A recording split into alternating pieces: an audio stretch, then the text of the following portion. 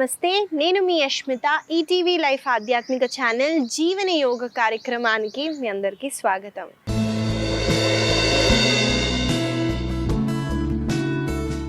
ఎలా ఉన్నారండి మీరంతా? నేనైతే చాలా బాగున్నానండి. మీరందరూ కూడా బాగుంటారు, ఎందుకంటే మీరు జీవన యోగాని అలవాటు చేసుకున్నారు కాబట్టి. ఇవాళ మన సాధన మొదలు పెడదామండి. ముందుగా ప్రాణాయామం చేసే ముందు సెంటరైజ్ చేస్తూ నాడీ శోధన ప్రాణాయామ అయితే నేర్చుకుందామండి. ముందుగా 2 లెగ్స్ని క్రాస్ చేస్తూ నేను సుఖాసనాలో కూర్చున్నానండి. డీప్గా శ్వాసని తీసుకోండి. కంప్లీట్గా శ్వాసని బయటికి వదలండి. మళ్ళీ బ్రీత్ ఇన్, బ్రీత్ అవుట్. కాన్షియస్గా శ్వాసని తీసుకోవటం, వదలటం స్లోగా చేయండి.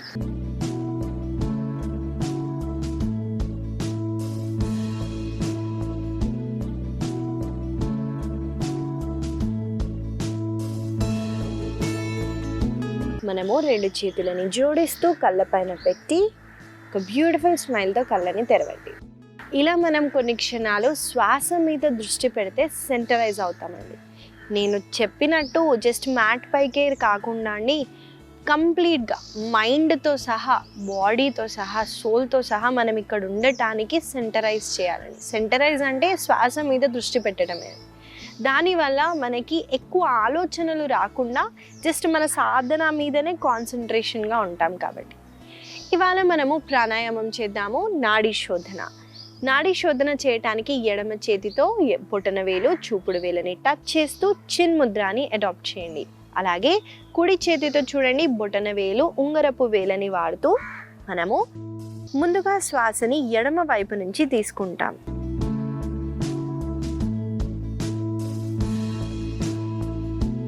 కుడి వైపు నుంచి శ్వాసని బయటికి వదలండి.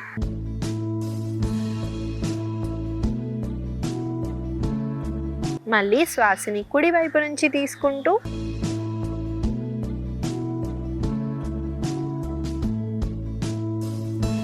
ఎడమ వైపున శ్వాసని వదలండి.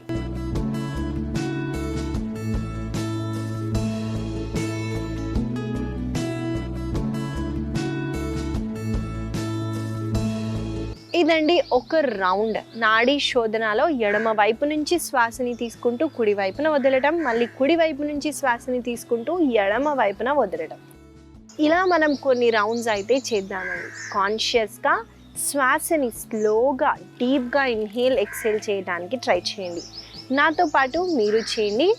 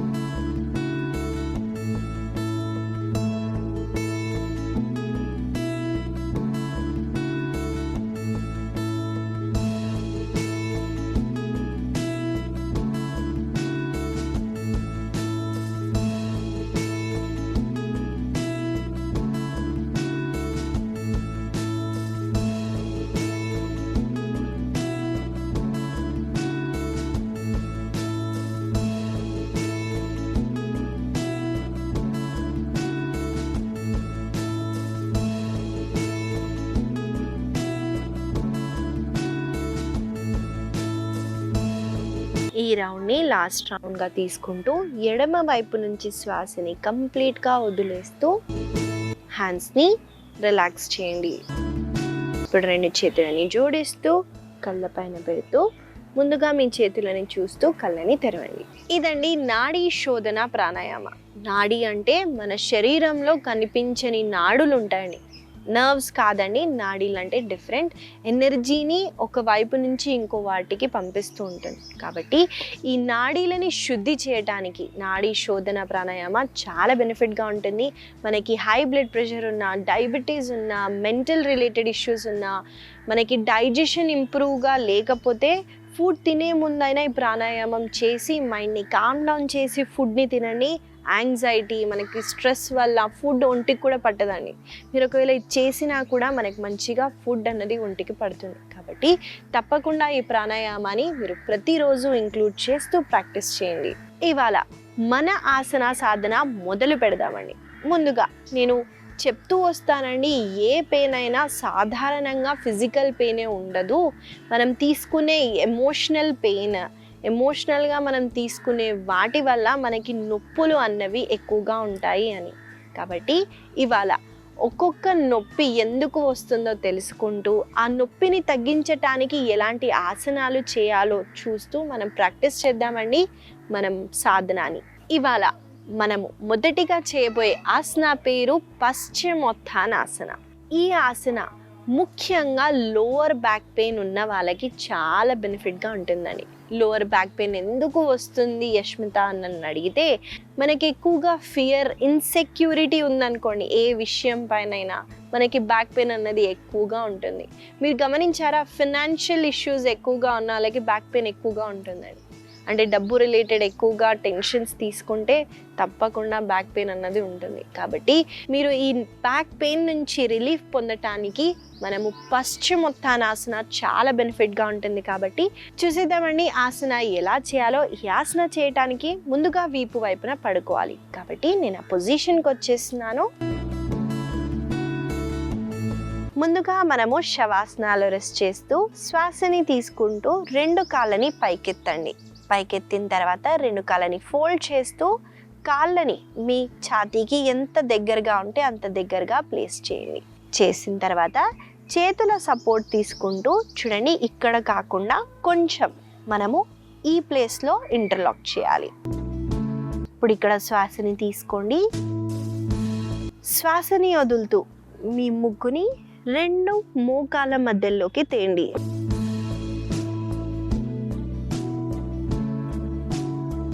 మీకు నెక్ పెయిన్ ఉందనుకోండి, నెక్ని ఇలానే ఉంచుతూ కాళ్ళని మాత్రం ఈ పొజిషన్లో హోల్డ్ చేయండి. మెల్లగా మళ్ళీ శ్వాసని తీసుకుంటూ కాళ్ళని స్ట్రెచ్ చేస్తూ మళ్ళీ రిలాక్స్. చూసారు కదండి ఆసన ఎలా చేయాలో చూపించాను. మనం కలిసి ఆసనాన్ని కొన్నిసార్లు చేద్దాము. నాతో పాటు మీరు చేయండి.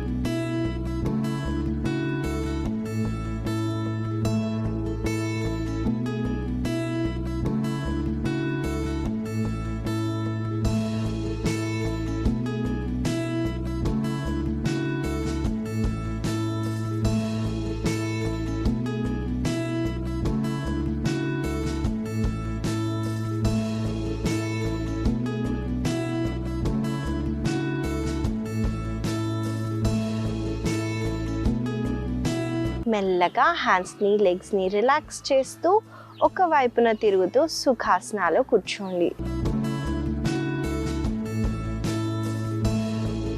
ఇదండి పవన ముక్తాసన. చెప్పినట్టు లోవర్ బ్యాక్ పెయిన్ ఒకవేళ మీకు ఉంటే తప్పకుండా ఈ స్ట్రెచ్చింగ్ చేయండి ప్రతిరోజు.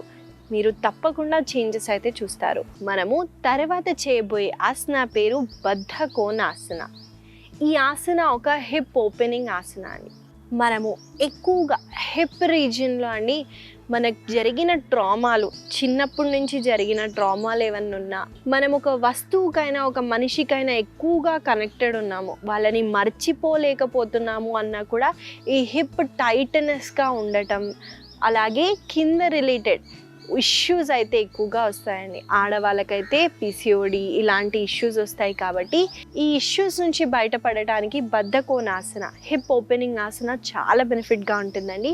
చూసేద్దాము ఆసన ఎలా చేయాలో. ఈ ఆసన చేయటానికి ముందుగా 2 లెగ్స్ని స్ట్రెచ్ చేయండి. చేసిన తర్వాత 2 కాళ్ళ కాళ్ళని జోడిస్తూ ఎంత అయితే అంత దగ్గరికి పెట్టడానికి ట్రై చేయండి. వన్స్ ఈ పాస్చర్లోకి వచ్చిన తర్వాత చూడండి, చేతివేలని ఇంటర్లాక్ చేస్తూ కాళ్ళని హోల్డ్ చేయండి. మోకాళ్ళని కిందికి అలాగే వెన్నుముక్కని స్ట్రైట్గా ఉంచండి. ఇప్పుడు ఇక్కడ శ్వాసని తీసుకుంటూ శ్వాసని వదులుతూ చూడండి, చేతులని మోకాళ్ళ దగ్గర ప్లేస్ చేస్తూ కిందికి కాళ్ళని పుష్ చేస్తూ బెండ్ అవ్వండి.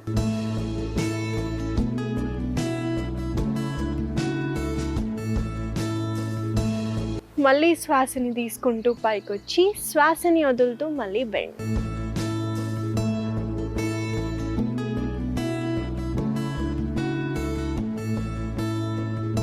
ఇదండి బద్ధ కోణాసన. ఈ ఆసనాలో ఒక వేరియేషన్ని చూపించాను, బెండింగ్ ఫార్వర్డ్. అయితే ఈ ప్రాక్టీస్ చేయటం వల్ల మనకి చూడండి, నేను ఇలానే కూర్చున్నాను అనుకోండి, మోకాళ్ళని కిందికి పుష్ చేయలేను. అదే సపోర్ట్ తీసుకొని నేను బెండ్ అవుతూ పుష్ చేశాను అనుకోండి, ఎక్కువగా స్ట్రెచ్ అన్నది ఫీల్ అవుతాం. కాబట్టి మనం ఈ ఆసనాన్ని వేరియేషన్తో పాటు కొన్నిసార్లు చేద్దాము. నాతో పాటు మీరు చేయండి.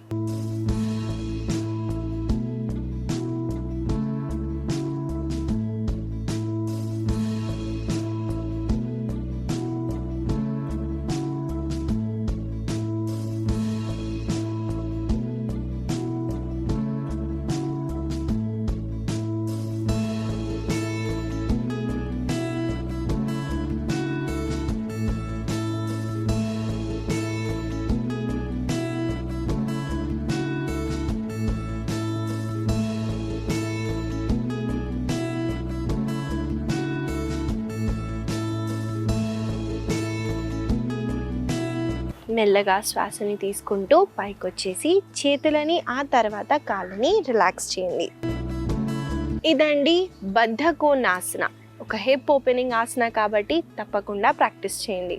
మనము తర్వాత చేయబోయే ఆసన పేరు మార్జరీ బిథిలాసన.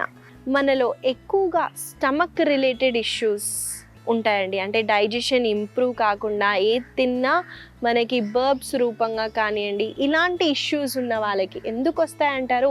ఎక్కువగా యాంగ్జైటీ ఉంటే, ఏ విషయం పైన ఎక్కువగా ఒత్తిడి తీసుకుంటే మనకి డైజెషన్ మీద ఎఫెక్ట్ పడుతుందండి. ఎందుకంటే మనకి మణిపుర చక్ర యాక్టివేటెడ్గా ఉంటే హ్యాపీగా ఉంటామండి. హ్యాపీనెస్ అన్నది పాజిటివ్ అట్రిబ్యూట్. కాబట్టి మనం ఎంత ఆనందంగా ఉంటామో అంత డైజెషన్ ఇంప్రూవ్ అయ్యి మనం తిన్న ఆహారం ఒంటికి పడుతుంది. కాబట్టి మనము ఈ స్ట్రెస్ని, యాంగ్జైటీని తొలగించటానికి, అలాగే స్టమక్ రిలేటెడ్ ఇష్యూస్ ఉన్న వాళ్ళకి ఆసన అయితే చూపిస్తానండి, మార్జరీ బిథిలాసన. చూసేద్దాము. నేను ఒక వైపున తిరుగుతున్నానండి. అలాగే 2 మోకాలని ఫోల్డ్ చేస్తూ వన్స్ మనం వజ్రాసనాలో కూర్చున్న తర్వాత చూడండి, చేతులని కింద డ్రాప్ చేస్తూ 1 palm డిస్టెన్స్ తీసుకోండి. శ్వాసని వదులుతూ స్పైన్ని రౌండ్ చేయండి. చిన్ని చెస్ట్ దగ్గరికి తేండి. శ్వాసని తీసుకుంటూ వెన్నుముక్కని కిందికి పుష్ చేస్తూ పైన వైపున చూడండి. చూశారు కదండి, మార్జరీ బిథిలాసన ఎలా చేయాలో చూపించాను. ఈ ఆసన మనం కలిసి కొన్నిసార్లు అయితే చేద్దాము. నాతో పాటు మీరు చేయండి.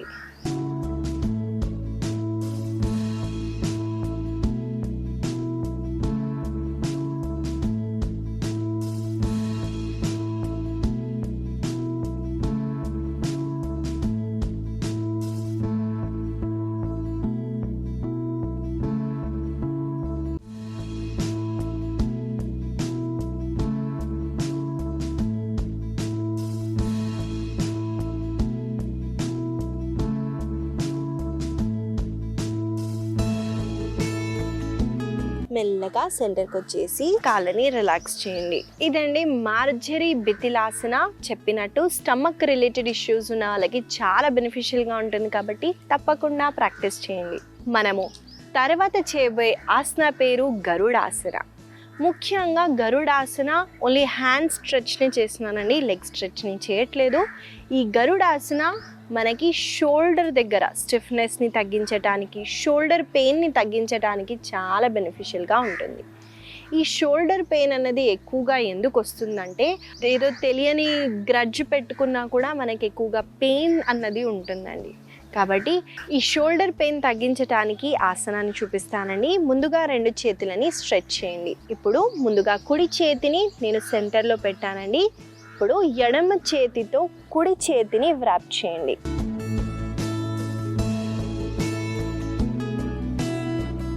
ఈ పోస్చర్లో కొంచెం సేపు హోల్డ్ చేద్దామండి.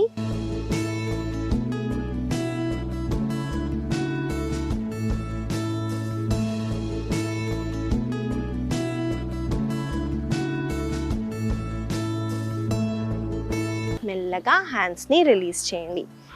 ఇలాగే మనము ఎడమ చేతిని పెడుతూ కుడి చేతితో వ్రాప్ చేస్తాము. అంటే ఆల్టర్నేటివ్గా హ్యాండ్స్ని చేంజ్ చేస్తూ గరుడాసన అయితే చేస్తున్నామండి. కాబట్టి నాతో పాటు మీరు చేయండి.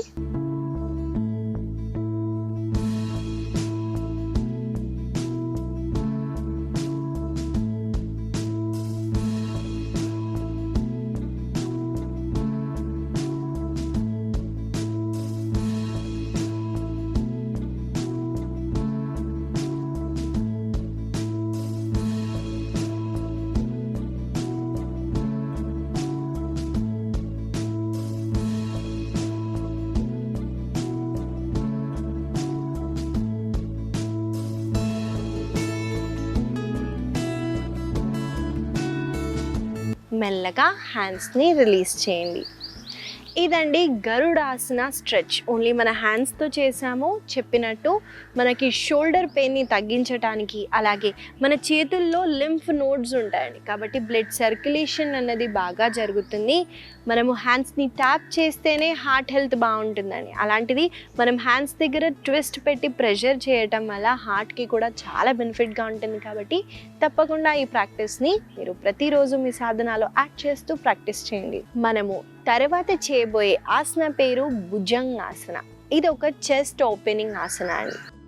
ముఖ్యంగా ఈ హార్ట్ చక్ర బ్లాక్ ఎందుకు అవుతుందంటే తీరని బాధ ఉంటే, అంటే గ్రీఫ్ అండి, అంటే మనము ఎక్స్పెక్ట్ చేయనంత బాధ లోపల ఉంటే మనకు తెలియకుండానే చెస్ట్ అన్నది హెవీగా ఉంటుంది.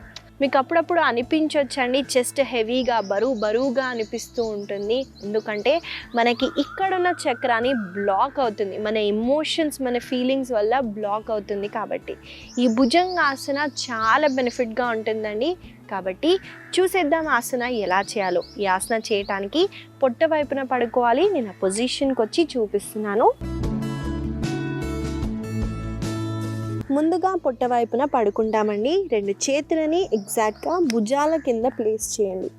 చేతులని ఎంత అయితే అంత దగ్గరగా పెట్టండి. శ్వాసని తీసుకుంటూ చూడండి, మీ పై భాగాన్ని నాభి వరకు పైకెత్తండి.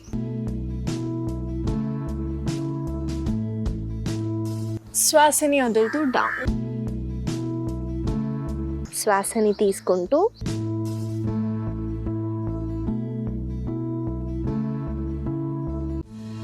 ఇక్కడ చాలామంది చేసే కామన్ మిస్టేక్ అండి, చేతులని స్ట్రైట్గా పెడుతూ ఇంత పైకి లిఫ్ట్ అవుతారండి.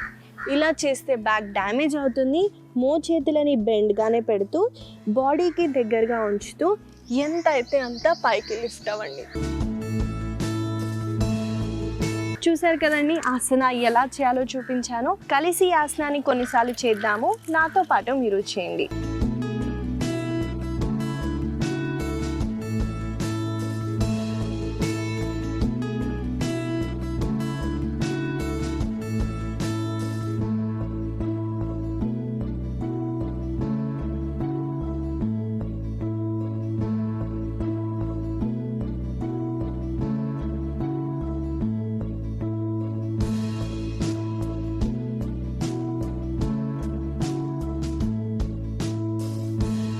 మెల్లగా మకరాసనాలో రెస్ట్ చేయండి.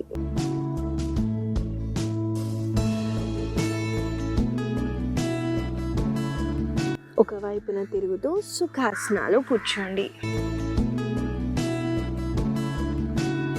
ఇదండి భుజంగాసన.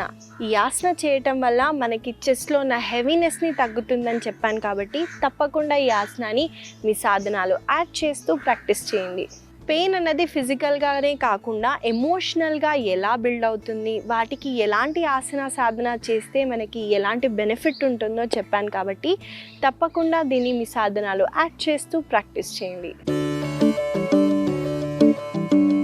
ఇవాళ నేను మీకు ఇచ్చే చిన్న సలహా ఏంటంటే అండి, ప్రతి మనిషికి ఇబ్బందులు ఉంటాయండి. ఫినాన్షియల్గా కానివ్వండి, స్ట్రెస్ కానివ్వండి, లేదా గ్రీఫ్ కానివ్వండి, తీరని బాధ ఏదన్నా అందరూ అనుభవిస్తారండి. కానీ మనము ఎంత తొందరగా కంబ్యాక్ చేస్తున్నాం అన్నది చాలా అవసరం అండి. మనం ఏదన్నా తీరని బాధలో ఉన్నామనుకోండి, అలానే ఇంట్లోనే కూర్చొని రొటీన్ని మర్చిపోతామండి. అంటే ఏం చేయాలనిపించట్లేదు అని ఫస్ట్గా మనం కట్ చేసేది మన రొటీన్ని, డైలీ చేసే యాక్టివిటీస్ని, మన సర్కిల్ని అవాయిడ్ చేసి ఐసోలేటెడ్ అయిపోతామండి. అంటే ఏం చేయాలనిపించదు, రూమ్లోనే ఉంటాము. అలా చేయటం వల్ల మనకి సంవత్సరాలు పడిపోతుందండి. కాబట్టి మీ రొటీన్ని మీరు తప్పకుండా వదలకుండా మీరు ప్రతిరోజు ఏం చేసేవాళ్ళో అదే కంటిన్యూ చేయండి. తప్పకుండా ఈ డిప్రెషన్ అయినా మనకి ఎలాంటివైనా పెద్దగా ఎఫెక్ట్ చేయవు. కాబట్టి ఈ చిన్న సలహా మీకు ఉపయోగపడుతుందని ఆశిస్తూ మళ్ళీ కలుద్దాం.